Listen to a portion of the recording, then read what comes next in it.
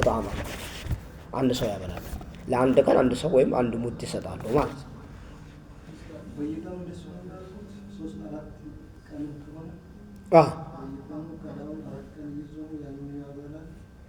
ሰብስቦ ማድረግም ይቻላል።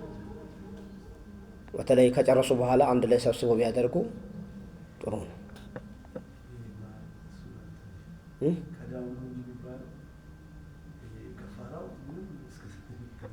ተሰምቶ አይታወቅም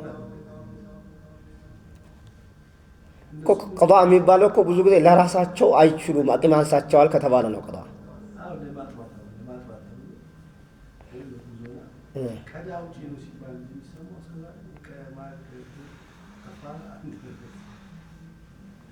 ይሄ መነገር ነበረበት። ያው በእርግጥ ኺላፍ ቢኖርም ይሄ ኢብኑ አባስ ረዲየላሁ ዐንሁ አያቱን የፈሰረበት በዚህ ነው። وعلى الذين يطيقونه فدية طعام مسكين የሚለውን አያት ለራሳቸው ከፈሩ ይላል፣ ለልጆቻቸው ከፈሩ ያፈጥሩና ያበላሉ ይጾማሉ ይላል ኢብኑ አባስ። የሰሃባ አፈሳሰር ስለሆነ ሁጃ ነው። ያ ኺላፍ አለመኖሩን መካድ ባይሆንም ኺላፍ የለም ማለት ባይሆንም አራት አይነት አካባቢ ኺላፍ አለ። ይሄ ነው አማዛኝ ተብሎ የሚታሰበው። ግን ይሄ መቼ ነው? ለልጁ የዘጉ ከሆነ ነው። ራሴ አልችልም ይወጥቃለሁኝ ከሆነች እኮ አንድ ማፍጠር መጾም ብቻ ነው።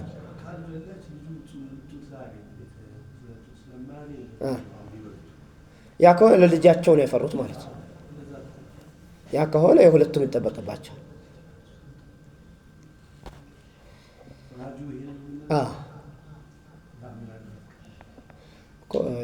دليل لم تتشالنك دليل ستتشالنك أفساسر القرآن أفساسر ده بتاعه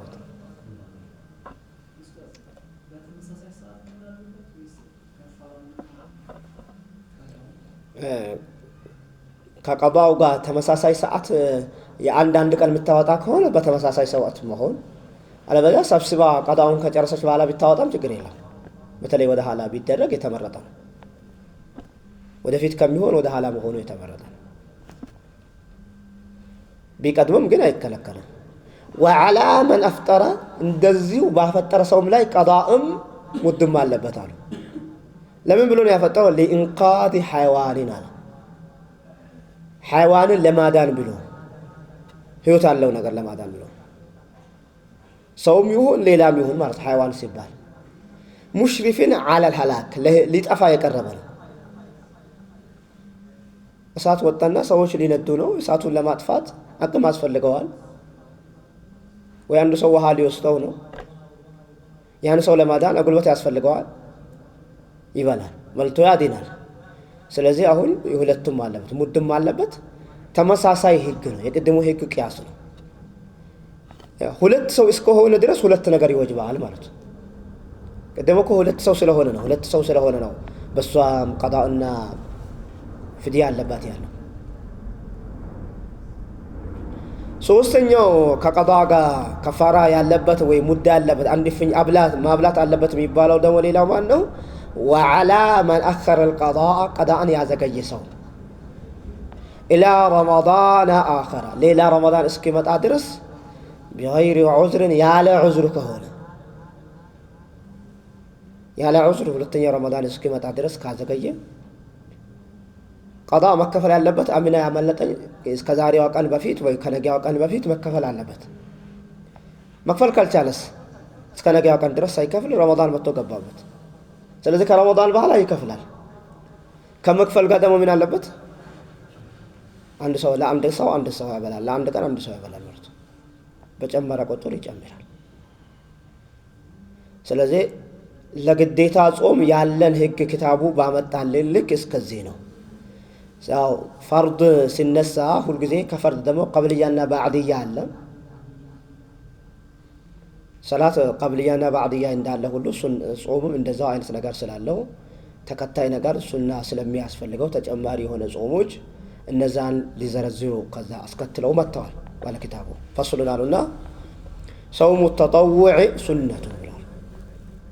የሱና ጾም ሱና ነው። ተጠውዕ ማለት ያልተገደደ ጾም ማለት ነው። ግዴታ የሌለው ጾም ሱና ነው ተወደደ ነው بالنسبه لهذا عند حديث تزلال አሁን ላለንበት ጊዜ ወሳኝ ነው ነብዩ ሰለላሁ ዐለይሂ ወሰለም ከአላህ ያወሩት ሐዲስ وما تقرب الي عبدي بشيء احب الي مما افترضته عليه صلى الله عليه وسلم ብለው አላህ አላህ ባሪያዬ እኔ ጋር አይቀርብም አላህ በምንም ወደኔ አይቀርብም በሱ ላይ ግዴታ ካደረኩበት ነገር በበለጠ የበለጠ ወደኔ የሚቀራረበው ባሪያዬ እሱ ላይ ግዴታ ያለበት ነገር ሲፈጽም ፈርድ ሰላት ስትሰግድ ሱና ብትሰግድ ወደ አላህ ተቀርባለህ ማለት አይደለም ፈርድ ዘካት ስታወጣ ሌላ ሰደቃ ብታበዛ ወደ አላህ መቃረብ አይደለም ፈርድ ጾም ሳትጾም ሱና ጾም ወደ አላህ በመጾም ወደ አላህ ይቀርባለሁ ማለት አይደለም ሁሉም እንደዛው ናቸው ስለዚህ ባሪያዬ ወደኔ አይቀርብም በሱ ላይ ግዴታ ካደረኩበት ነገር በበለጠ እሱን ከተዋጣህ በኋላ ለዚህ ቀናቶች የሚጠቅመው ለምንድነው አሁን ረመዳን ሲመጣ ብዙ ሰው ለሰላት ላይ ለተራዊህ ለተሐጁድ ለሸጢን ብዙዎቻችን እንሸጣለን لكن لما ياتي الصبح نايمين صبح የሚመጣ ጊዜ ተኝተናል አው اشاراسو اكثر الجماعه يفوتوا صلاه الجماعه ብዙ صلاه الجماعه ያመልጣል እዛ ፍጡሩን አብዝቶ ይበላ በቃ የበላው እንደገና ይዘውና እዚህ መጥቶ አርፍዶ ሁለተኛ ጀማ ሆነ የሚሰግድ والمغرب ايضا كذلك بس كل من سجدوا صلاه من ظهر العصر كونه مغرب راسو በተለይ ደግሞ ፋሽን አለ ባሁን ባለንበት ጊዜ ፋሽን አለ እዚህ መስጂድ ላይ እንዲህ አይነት ቃሪ አለ ዛሬ እዛ እንሄዳለን ይባላል እዛ ለመሄድ ምን ያስፈልጋል ቤት ማፍጠር መግሪብን ቤት ይሰገዳል ቶሎ ፍጡር ተበልቶ መንገድ ልከድ ነው ብዙ እንደዚህ አይነት ክስተቶች አሉ ይሄ በሙሉ ሁላቸውም ተሰብስበው ኸጣዎች ነው ወደ አላህ ለማቃረብ ከሆነ መጀመሪያ ግዴታውን ተዋጣህ ከዛ በኋላ ወደ ሱና ሂድ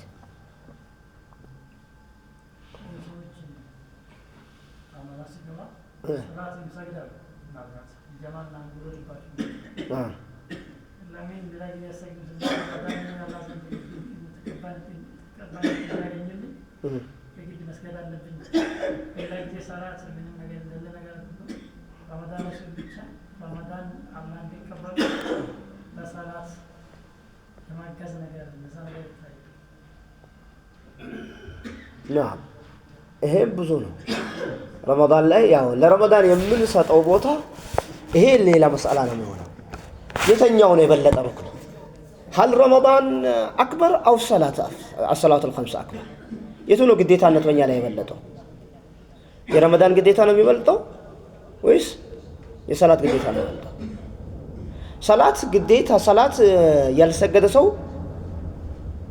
عند بعض اهل العلم يكفرنا يسوسون اهل العلمዎች ይከፍራሉ ሌሎች አይከፍሩም ግን ارتكب كبيرا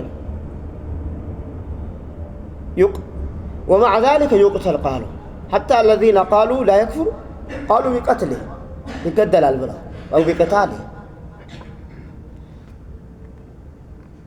إن اللي تدرسበት ግዴታ ሳትወጣ በአንደመተ ረመዳን የመጣው ረመዳን ስለተሰገደ ብቻ ከባድ ነው ይሄ ያው በርግጥ እዚህ ላይ መንበረ ፊት ለፊት የምትቆሙ ሰዎች ያው ስራ ይተበቅብናል እንድቀጥሉ መምጣታችሁ ጥሩ ነው ቀጥሉ ማለት ያስፈልገናል ለምን መጣችሁ አንላቸውም ኢንሻአላህ በዚህ እንዘጋጃለን መምጣቱ ጥሩ ነው ግን ከዚህ በላይ ይተበቅባችኋል አሁን ብቻ መምጣት አይደለም ከዛም በኋላ ይሄ በዚህ ይፈልጋችኋል ማለት የኛ ስራ ይሆናል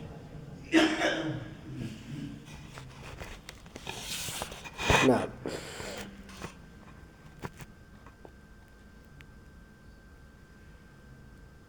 ጨርሻ ሱና ጾም ላይ ነው ይሄ እስከዚህ ይሄድ ነው ስለዚህ ሱና በተመለከተ ያለው ደግሞ አላህ Subhanahu Wa Ta'ala ምን አለ وما يزال عبدي يتقرب الي بالنوافل حتى احبه ባሪያዬ እኔ ጋር በሱና እየተቀራረበ ከመሆን አይወገድም እስከምወደው ድረስ ወደ እኔ በሱና ከተቀራረበ እኔ ወደዋለሁ ያ ከማን በኋላ ከሆነ ሱናው ከፈርዱ በኋላ ከሆነ ማለት ነው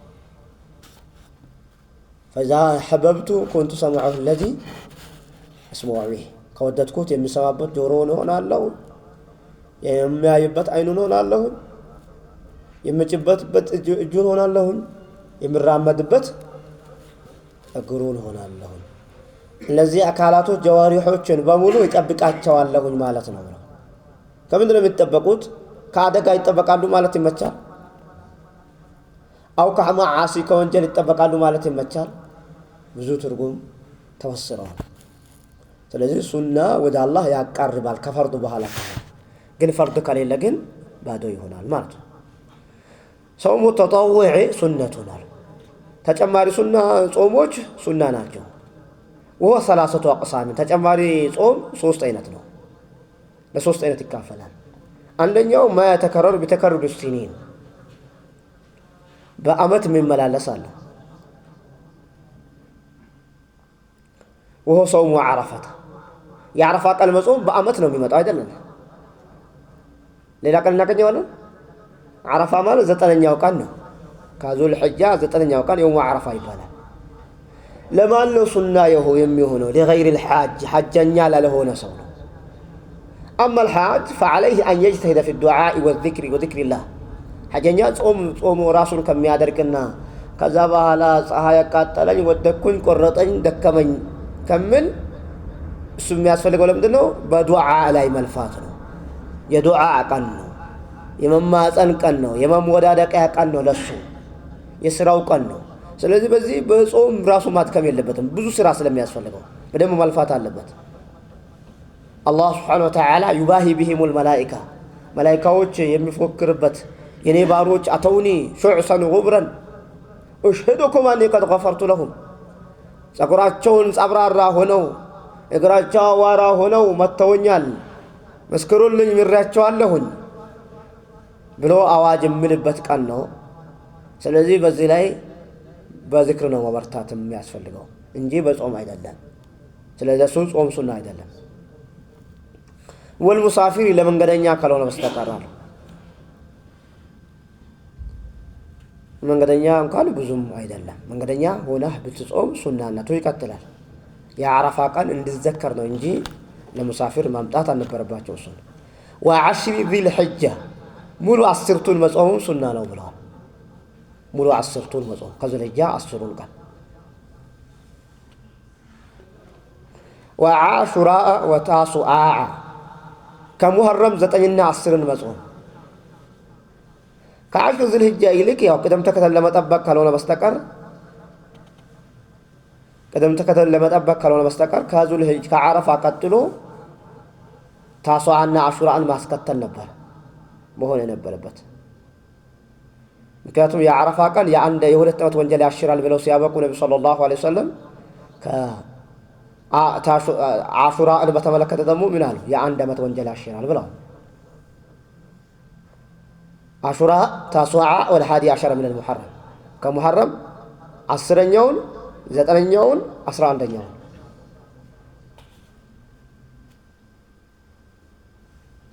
وست من شوال كشوال ور 6 ቀን መጾም